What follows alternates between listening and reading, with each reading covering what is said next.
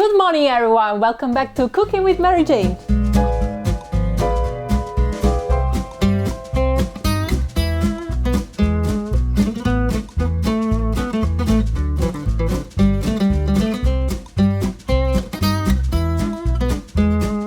Another Italian dish today. This time is not really an Italian recipe or anything, it's simply a made-up dish that I usually make when I have my fridge empty. Of course, this is not a real recipe, this is simply throwing things together where all the tastes go very well together. I make several dishes like this for when I really don't have anything fresh in the fridge. To be honest, it's quite easy for me. In Italy we have a big tradition of food where food was created when there were no fridges, so it needed to be preserved in some other ways, so either in oil or in vinegar or dried out or fermented and so on. So today we're finally gonna cook pasta on this channel, and because I have only one cook stove, it's kind of complicated for me to make normal sauces because you usually need two fires, and one of them, the one for the sauce, has to be very strong. So it's kind of hard for me to make pasta here. But in this case, I don't need a second cook pot, and this one is a dish that I've been doing a lot during the past few weeks. We're gonna make some linguine. These are linguine. It's a long pasta that is flat but narrow at the same time.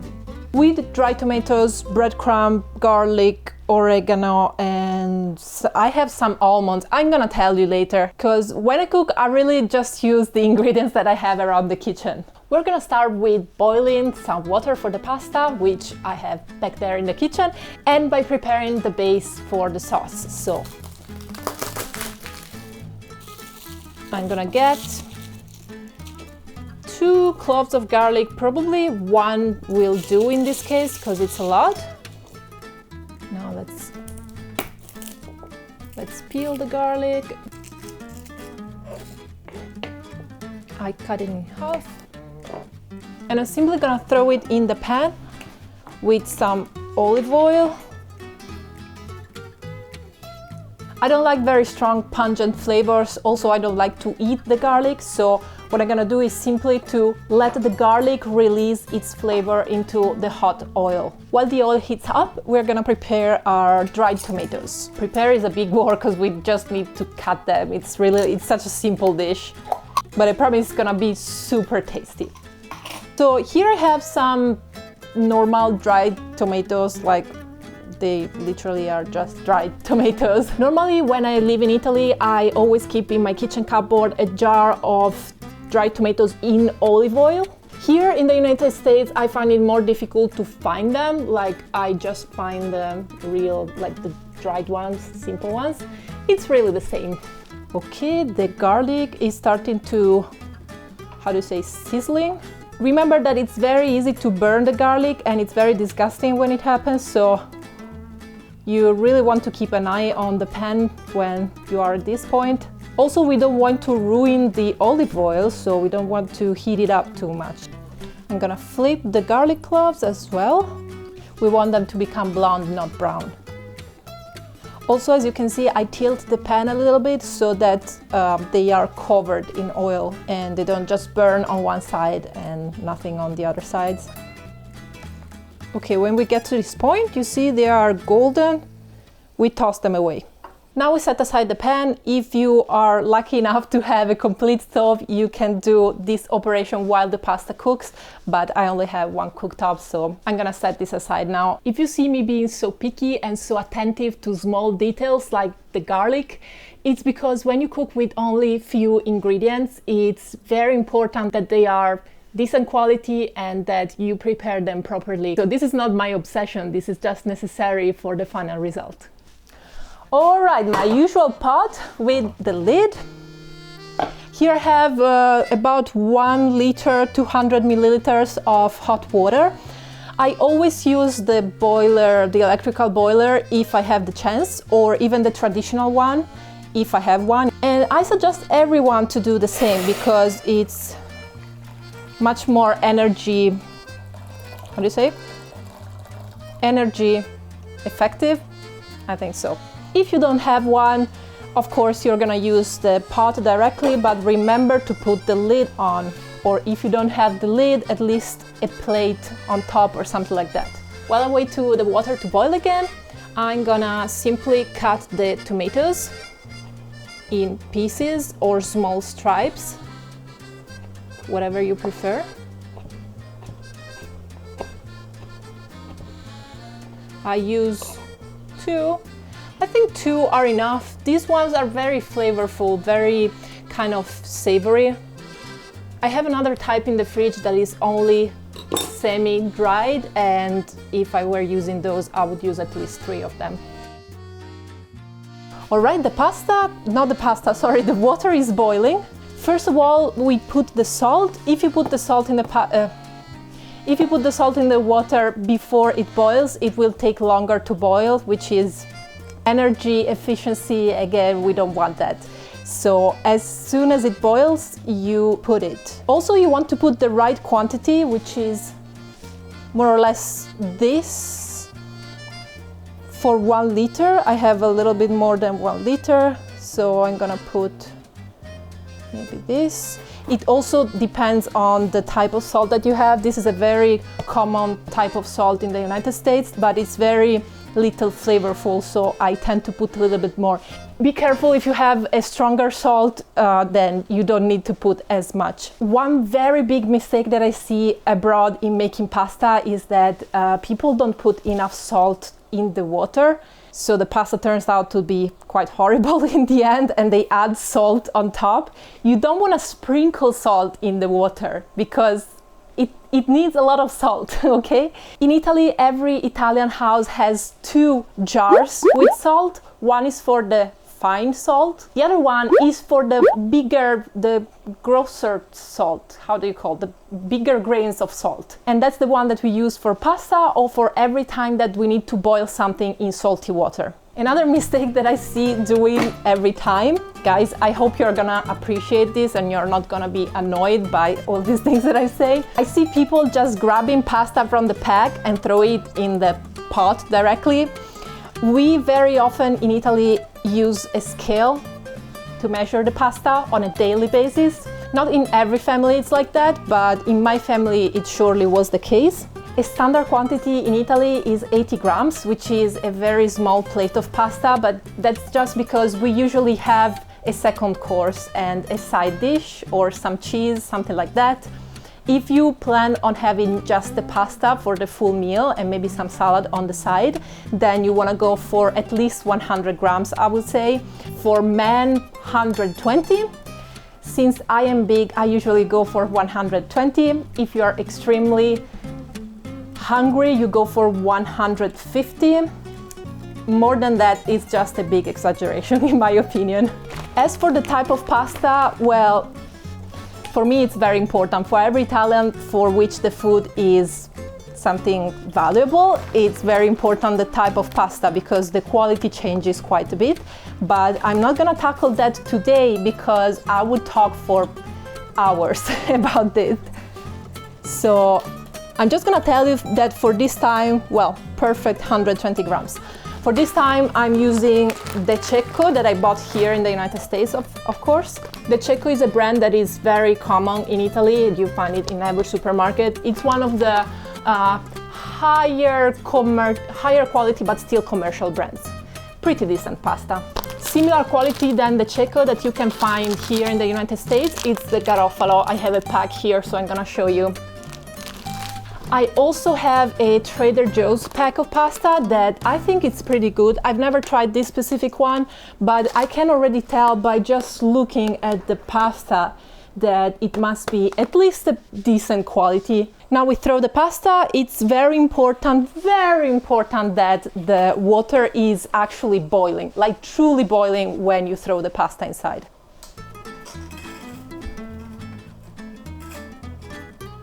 Now, as you can see, for the long kind of pastas, it is recommendable to have a higher and narrower pot. But I mean, let's not be picky, I don't have it. Most of us don't have it as well, I'm sure about that. So now for the first 1.5 minutes, I would say, you just keep an eye on it because all the part of pasta needs to go underneath the water, otherwise it's not gonna cook evenly.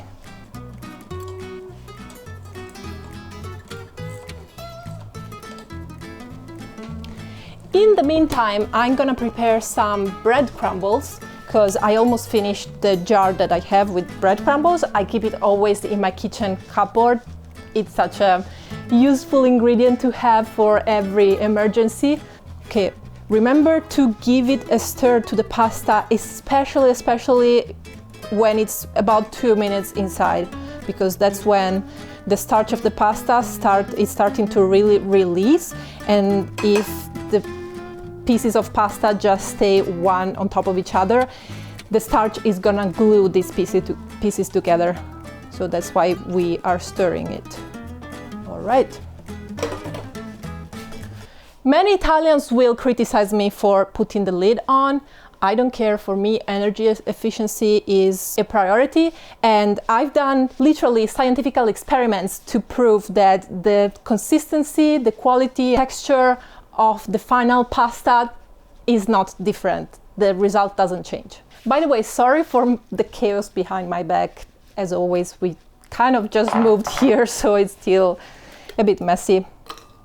The bread that I use for breadcrumbs is not that fake bread that some people call bread. The one wrapped in plastic, okay? No real bread is wrapped in plastic, remember. In my case, I'm very lucky because I regularly get sourdough bread freshly baked by my boyfriend in his restaurant. But if you're not as lucky as I am, I'm sure you can find some good quality bread that a real baker baked, you know, not an industrial machine. This is as easy as it looks. You just need to blend the bread and you have your breadcrumbs.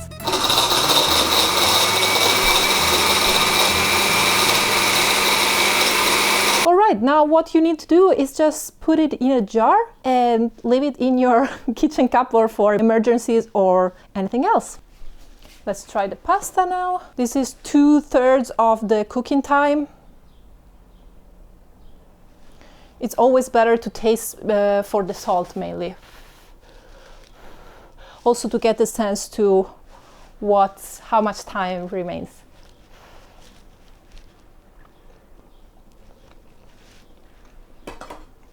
No, the salt is perfect. Other examples of ingredients that you don't need to buy fresh and you can leverage in cases like this are olives of any kind, black, green, Kalamata. I have some Kalamata oils in the fridge. I could have used those. Sometimes I do. Anchovies, perfect. Those anchovies that you get in the cans in olive oil, perfect. You throw them in the pan, you make them melt down in the oil at the beginning and you're done. Capers are also perfect for that. You buy them under salt, they are preserved. You rinse them under running water and they are good to be used. Other canned fishes as well. For example, the other day I made pasta with sardines and I had some tomato sauce, so it was a red kind of pasta. So you have as many ingredients as you want to always keep either in the cupboard or in the fridge for emergencies. And I honestly use them all the time. I have a lemon in the fridge. I could use some external skin of the lemon to give flavor. In Italy we use a lot canned tuna for pasta with some parmesan. That's like the go-to dish for students. I think this might be ready now. Yeah. Okay, so oh, I love pasta so much. Now, a little trick for your pasta to come out better, like that little extra effort, you know. This is by no means something that every Italian does at home, but it is something that every restaurant does at home. You want to put the pasta out of the water about at 2/3 of cooking time. Oops. Because you want to finish to cook it in the pan. So the idea is that the pan has all the fat and the ingredients that you want to blend in with the pasta, and that's why they need a few minutes over the heat to really blend the flavors together. So in this case, I only have garlicky oil, which is nothing special really. But if I do this operation and I really shake the pasta into the pan, the oil of the pan together with the starchy hot water of the pasta will create a little emulsion. So it will give some creaminess to the pasta, and also the pasta will soak up not only the water as it would do in the pot, but also some of the oil of the pan. So it's really about blending the flavors more together between the pasta and the sauce. And this technique is also great if you want your pasta to have a more creamy texture, because the starch that comes out of the pasta and fades into the water in the pot is actually very precious to give that creaminess. So if we put some of the starch in here and we let the water evaporate, the starch will remain here and create a little cream together with the sauce. In this case, we really don't care about the cream, but we care about giving the pasta that flavor from the pan. Now the big problem is that I have this electric cooktop, which is not hot enough, and it doesn't give me that heat that we usually get from the real fire, you know? That's very important in these 2 minutes of the pasta making.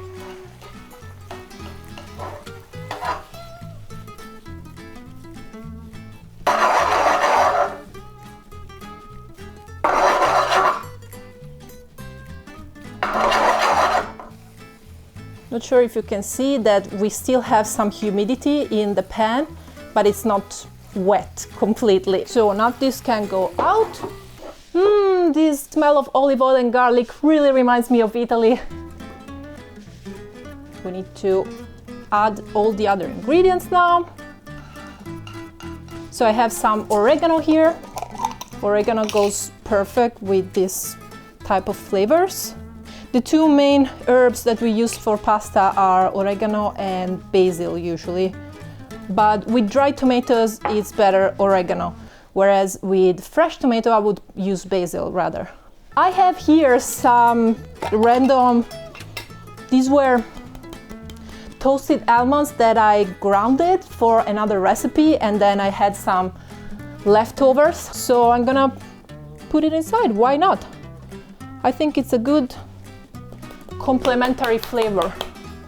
It will give that kind of sweetness, bitterness, and then at last our breadcrumbs, which will give some texture and crunchiness as well.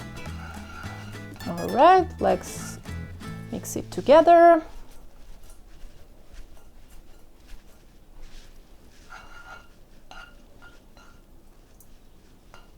I like to add some raw olive oil as well, which gives a little bit more of that flavor.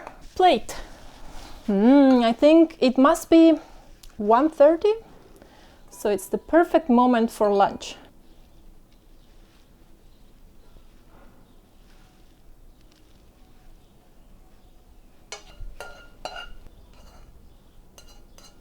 And lunch is served.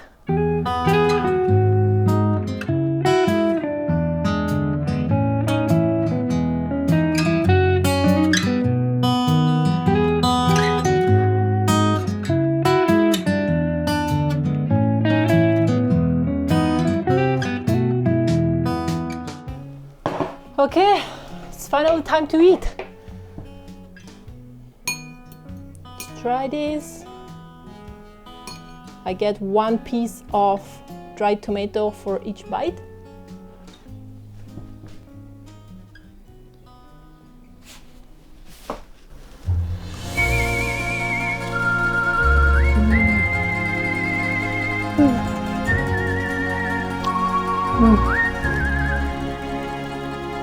Italy. I love this pasta, it's delicious.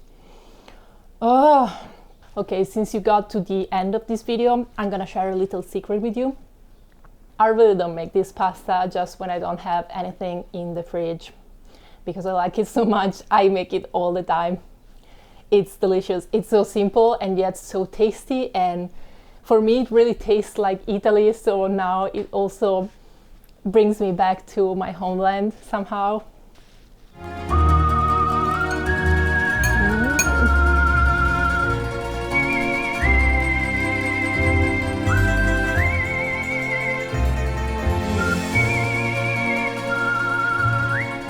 Every day, guys. Every single day we eat pasta back at home. It's not pasta what makes you fat. As always, in my YouTube videos, I tend to not make something that I wouldn't do in real life. I just really document my life somehow. So I guess that's why I'm not making fancy recipes or anything like that. Just because I don't make them in real life here at home. But yeah, maybe if you have some requests, I might do them. Who knows?